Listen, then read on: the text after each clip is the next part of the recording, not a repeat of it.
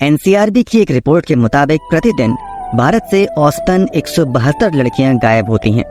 इनमें से ज्यादातर गायब हुई लड़कियों की ना तो कहीं पुलिस में कंप्लेंट दर्ज होती है और ना ही उनकी खबरें अखबारों में आ पाती हैं।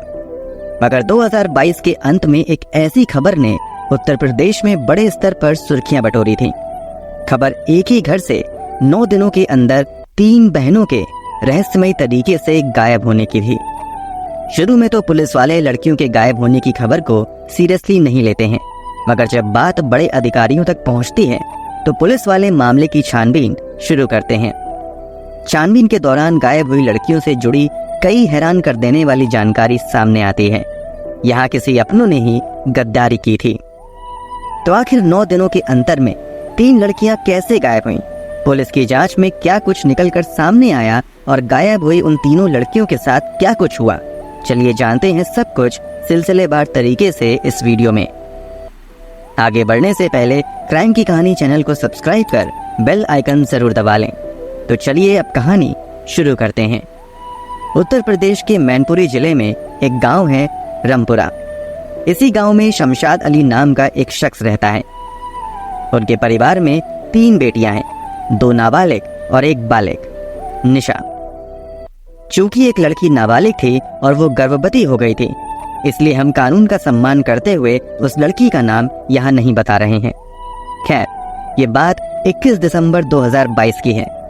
सुबह के लगभग 7 बजे शमशाद अली अपने घर के बाहर से अपनी 14 वर्षीय बेटी को किसी काम से आवाज लगाते हैं।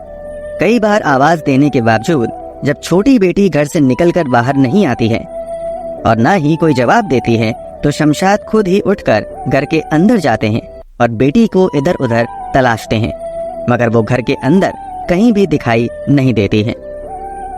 परिवार के दूसरे सदस्यों से शमशाद अपनी बेटी के बारे में पूछते हैं, मगर कोई भी कुछ नहीं बता पाता है। अब शमशाद थोड़ी देर इंतजार करने का फैसला करते हैं कि शायद बेटी कहीं बाहर गई होगी और थोड़ी देर में आ जाएगी, मगर काफी देर बीतने के बाद भी वो वापस नहीं आती है। अब मोहल्ले में लड़की की तलाश शुरू होती है, मगर कहीं भी लड़की का पता नहीं चलता है। यहाँ तक कि शाम हो जाती है, मगर वो लड़की लौटकर नहीं आती है। थक हार कर शमशाद अली अगले दिन पास के ही कुर्रा पुलिस स्टेशन में जाकर अपनी बेटी की गुमशुदगी का मामला दर्ज करवाते हैं। मामला दर्ज करने के बाद पुलिस वाले लड़की को ढूंढने का वादा करते हैं, मगर 8 दिन बीत जाने के बाद भी लड़की का कहीं भी अता पता नहीं चलता है। इधर शमशाद खुद भी अपने स्तर से बेटी की तलाश में लगे रहते हैं। इसी तलाश के दौरान गांव के कुछ लोगों से शमशाद को पता चलता है कि पिछले दिनों गांव में एक शादी थी। इस शादी में पंजाब के मुक्तसर से कुछ लड़के आए थे। गांव के लड़कों ने उनमें से एक लड़के को शमशाद की बेटी का पीछा करते देखा था। इसी जानकारी के आधार पर अब शमशाद पंजाब से शादी में आए लड़कों की डिटेल्स परिवार से लेते हैं और फिर फोन के जरिए उस लड़के से कांटेक्ट करने की कोशिश करते हैं, मगर शुरू में कामयाबी नहीं मिल पाती है। इसके बावजूद वो लगातार प्रयास करना जारी रखते हैं और फाइनली उस नंबर पर बात हो जाती है। फोन पर बेटी की आवाज भी पीछे से सुनाई देती है। शमशाद की ये बातचीत 30 दिसंबर 2022 को हुई थी, यानी बेटी के गायब होने के 8 दिनों बाद। यहाँ शमशाद उस नंबर पर बहुत देर तक बात नहीं कर पाते हैं और फोन उधर ही से काट दिया जाता है। जल्द ही शमशाद इस बात की जानकारी पुलिस वालों को देते हैं। फिर पुलिस वाले उस मोबाइल नंबर की लोकेशन को ट्रेस करते हैं और इस लोकेशन की जानकारी शमशाद को देते हुए उसे पंजाब के मुक्तसर जाने को कहते हैं। जैसे ही पुलिस वालों से शमशाद को लोकेशन की जानकारी मिलती है, वो उसी दिन अपने 3 करीबी रिश्तेदारों के साथ किराए की गाड़ी से पंजाब के मुक्तसर के लिए निकल जाते हैं।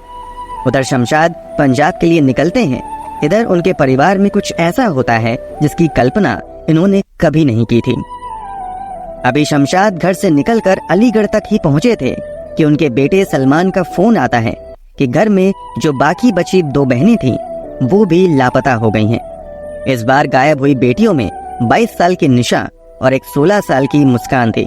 अब यहाँ शमशाद के सामने दोहरी दुविधा आ जाती है कि वो 8 दिन पहले गायब हुई बेटी को ढूंढने पंजाब जाएं या फिर घर वापस जाकर अभी गायब हुई 2 बेटियों की तलाश करें। शमशाद पंजाब जाने का फैसला करते हैं और वो लंबा सफर तय करके फाइनली पंजाब के मुक्तसर पहुंच जाते हैं। स्थानीय पुलिस स्टेशन में जाकर पूरे मामले की जानकारी पंजाब पुलिस को देते हैं।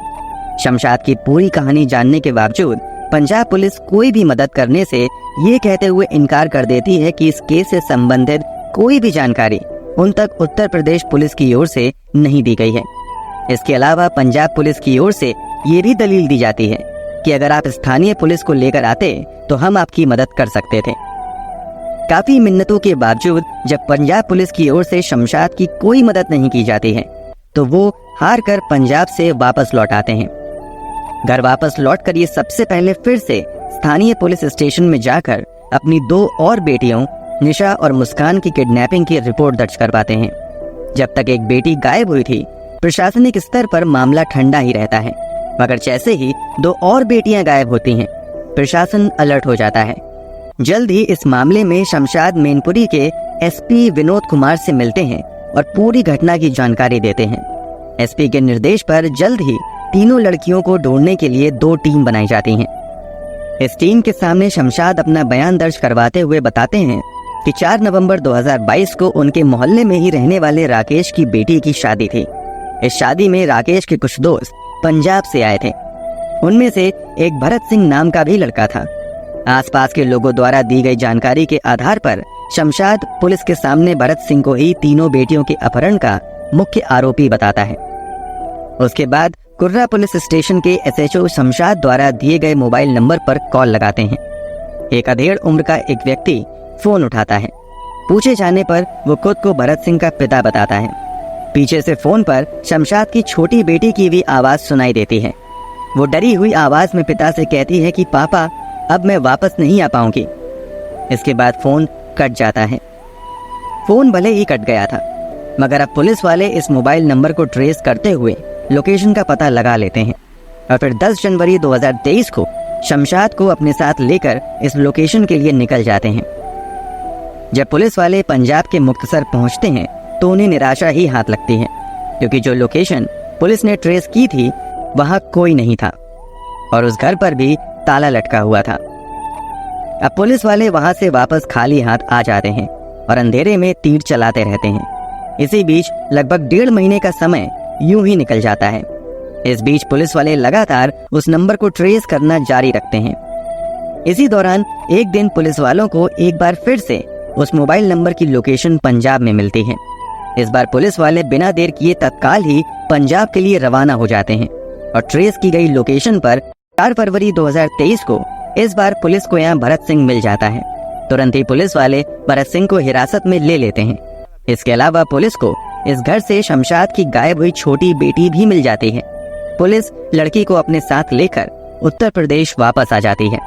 यहाँ स्थानीय अस्पताल में जांच के लिए लड़की को भेजा जाता है। जांच में पता चलता है कि नाबालिग लड़की गर्भवती है। लड़की के गर्भवती होने की बात सामने आने के बाद परिवार वालों की ओर से लड़की के एबॉर्शन की मांग की जाने लगती है। इस पर फैसला लेने के लिए एक कमेटी का भी गठन कर दिया जाता है। अब एक लड़की पुलिस को तो मिल गई थी, मगर 2 बहनें अब भी गायब थीं। उन 2 बहनों की तलाश में अब ये बरामद की गई लड़की ही सबसे महत्वपूर्ण भूमिका निभा सकती थी। इसलिए पुलिस वाले उससे पूछताछ का सिलसिला शुरू करते हैं और पूरी कहानी समझने की कोशिश करते हैं कि ये गायब कैसे हुई और पंजाब तक कैसे पहुंच गई। अब पुलिस वालों की पूछताछ में लड़की जो खुलासा करती है उसे जानकर हर कोई शॉक्ड रह जाता है। पुलिस पूछताछ के दौरान लड़की बताती है कि गायब होने से 3 दिन पहले यानी 18 दिसंबर 2021 को वो अपनी बड़ी बहन निशा के साथ घर के बाहर गई हुई थी। पास के ही बाजार में निशा अपनी छोटी बहन की मुलाकात राहुल नाम के एक लड़के से करवाती है। निशा अपनी छोटी बहन को राहुल के बारे में बताती है कि ये उसका दोस्त है और ये बहुत अच्छा लड़का है। इस मुलाकात के दौरान ही राहुल निशा की छोटी बहन को अपना महंगा मोबाइल, कपड़ा और दूसरी चीजें दिखाता है और उसे इम्प्रेस करने की कोशिश करता है। साथ ही उससे कहता है कि अगर तुम्हें भी ये सब चाहिए तो मैं तुम्हारी मदद कर सकता हूँ। फिर निशा अपनी बहन को समझाती है कि राहुल की जान पहचान कई बड़े लोगों से है और वो दिल्ली में एक बड़ी कंपनी में भी काम करता है। मैंने इससे अपने और तुम्हारे बारे में बात कर ली है और ये हम दोनों को दिल्ली ले जाकर एक अच्छी कंपनी में नौकरी दिलवा देगा। इसके बदले हमें काफी पैसे मिलेंगे। इन पैसों से हम अपने परिवार की गरीबी दूर कर पाएंगे। इसके साथ ही निशा अपनी छोटी बहन को कहती है कि इस बारे में घर में किसी को ना बताएं। वो कहती है कि जब हमें अच्छी नौकरी मिल जाएगी तब इस बारे में अपने माता पिता को बताएंगे और उन्हें भी अपने साथ दिल्ली में रहने के लिए बुला लेंगे। इसी के बाद प्लान के मुताबिक ही जब हर कोई सो जाता है तो 21 दिसंबर 2022 की आधी रात को निशा अपनी बहन के साथ घर से निकल जाती है। रास्ते में ही राहुल निशा और उसकी छोटी बहन का इंतजार कर रहा था।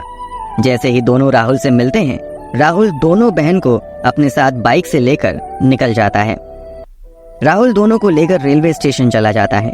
वहां पर एक भरत सिंह नाम का लड़का इन दोनों का इंतजार कर रहा था। यहाँ पर भरत और राहुल में कुछ बातचीत होती है। फिर राहुल छोटी लड़कियों से कहता है कि ये तुम्हें दिल्ली ले जाएगा और यही तुम्हारी नौकरी लगवाएगा। लड़की के मुताबिक इस दौरान भरत सिंह राहुल को पैसे भी देता है। लड़की के खुलासे के मुताबिक सारी बातचीत होने के बाद यहीं पर भरत दोनों बहनों को मिठाई खाने के लिए देता है। लड़की के मुताबिक मिठाई खाने के बाद उसे कुछ भी याद नहीं है कि उसके साथ क्या हुआ, क्योंकि जब कई घंटों बाद उसकी आंखें खुली तो वो खुद को एक घर में कैद पाती है। उसे अपनी बड़ी बहन निशा भी वहां पर दिखाई नहीं देती है। जब लड़की भरत से पूछती है कि वो कौन है तो लड़का बताता है कि अभी तुम पंजाब में हो। जब लड़की अपनी बहन निशा के बारे में पूछती है तो भरत बताता है कि निशा अभी दिल्ली में है और बहुत जल्द हम तुम्हें दिल्ली लेकर जाएंगे। लड़की के मुताबिक इसके कुछ दिनों बाद भरत उसे पंजाब से दिल्ली लेकर आता है और एक कमरे में बंद रखता है। यहाँ वो लड़की के साथ जबरदस्ती संबंध भी बनाता है। लड़की के विरोध करने पर कहता है कि अगर तुम्हें नौकरी चाहिए तो तुम्हें ये सब करना ही पड़ेगा। विरोध करने पर भरत लड़की को जान से मारने की भी धमकी देता है। नाबालिग लड़की भरत की धमकी से डर जाती है और वही सब करती है जो वो उसे करने के लिए कहता है। फिर ये सिलसिला कई दिनों तक चलता रहता है। इसी बीच एक दिन एक महिला इस लड़की को अपने साथ लेकर पंजाब आ जाती है। यहाँ उसके साथ जबरदस्ती जिस्म फरोशी का धंधा शुरू हो जाता है और ये जबरदस्ती का धंधा तब तक चलता रहता है जब तक कि पुलिस इस लड़की को बरामद नहीं कर लेती है। लड़की के बयान से पुलिस को ये आइडिया मिल जाता है कि इस लड़की के गायब होने के पीछे बाकी लड़कों के साथ साथ इसकी अपनी सगी बहन निशा की भी साजिश है। इसलिए पुलिस वाले निशा और राहुल की तलाश में लग जाते हैं। इधर पुलिस निशा और राहुल की तलाश में लगी हुई थी, उधर निशा को छोटी बहन की बरामदगी की भी खबर मिल जाती है। इसलिए वो अपने बॉयफ्रेंड राहुल के साथ हालात का जायजा लेने के लिए एक दिन चुपचाप मैनपुरी आती है। पुलिस वाले पहले से ही निशा और राहुल की तलाश में लगे हुए थे तथा इन दोनों की एक एक एक्टिविटी पर भी नजर रखी जा रही थी। इसलिए जैसे ही ये दोनों मैनपुरी आते हैं तुरंत ही दोनों को गिरफ्तार कर लिया जाता है। दोनों को गिरफ्तार करने के बाद पूछताछ का सिलसिला शुरू होता है। पूछताछ में राहुल स्वीकार कर लेता है कि उसने पैसों के लालच में नाबालिग लड़की को अपने दोस्त भरत से बेच दिया था। राहुल ये भी खुलासा करता है कि इन सब में गायब लड़कियों की बहन निशा का भी हाथ है। इन दोनों से पूछताछ में खुलासा होता है कि असल में निशा और राहुल साथ में मिलकर बहुत ज्यादा पैसा कमाने का प्लान बनाते हैं। राहुल निशा को अपनी बहनों की किडनैपिंग का आइडिया देता है। फिर निशा बॉयफ्रेंड के कहने पर अपनी ही दो छोटी बहनों को जिस्म फरोशी के धंधे में धकेलने का घिनौना प्लान बनाती है। फिर इसी प्लान के तहत निशा सबसे पहले अपनी छोटी बहन को साजिश के तहत नौकरी का लालच देकर पंजाब भेज देती है और फिर उसे पंजाब भेजने के 8 दिनों बाद अपनी दूसरी बहन को लेकर चुपचाप 30 दिसंबर को घर से लापता हो जाती है। इस बार राहुल निशा के साथ आई छोटी बहन को राजस्थान के एक लड़के से बेच देता है। पुलिस वाले अब उसकी एक बची हुई गायब लड़की की तलाश में लग जाते हैं। निशा तथा राहुल द्वारा किए गए खुलासे के मुताबिक ही पुलिस वाले अपनी जांच आगे बढ़ाते हैं। फाइनली कड़ी मेहनत के बाद 6 अप्रैल 2023 को राजस्थान से गायब हुई तीसरी लड़की को भी बरामद कर लिया जाता है। तीनों लड़कियों को बरामद करने के साथ साथ भरत सिंह, राहुल और इस प्लान में शामिल निशा को जेल में भेज दिया जाता है, जबकि बाकी 2 लड़कियों को न्यायालय में पेश करने के बाद माता पिता के हवाले कर दिया जाता है। जो नाबालिग लड़की गर्भवती हुई थी उसके एबॉर्शन को लेकर माता पिता लंबे समय तक एक अधिकारी से दूसरे अधिकारी के पास चक्कर काटते रहते हैं, मगर लंबे समय तक इस पर कोई भी फैसला नहीं हो सका था। लड़की के एबॉर्शन के लिए लड़की के माता पिता ने कई सामाजिक कार्यकर्ताओं की भी मदद ली थी। इसके बावजूद लड़की का एबॉर्शन हुआ या नहीं इस बारे में काफी रिसर्च के बाद भी कोई जानकारी निकलकर सामने नहीं आ सकी। दोस्तों, मुख्य आरोपियों के साथ साथ निशा जैसी कलयुगी बहन को क्या सजा मिलनी चाहिए, कमेंट बॉक्स में जरूर बताएं।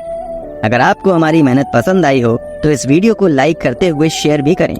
अगर आपने अब तक क्राइम की कहानी चैनल को सब्सक्राइब नहीं किया है तो जल्दी से चैनल सब्सक्राइब कर बेल आइकन भी दबा लें। क्राइम की दुनिया से जुड़ी ऐसी ही कहानियों के लिए हमारे साथ लगातार जुड़े रहें। धन्यवाद।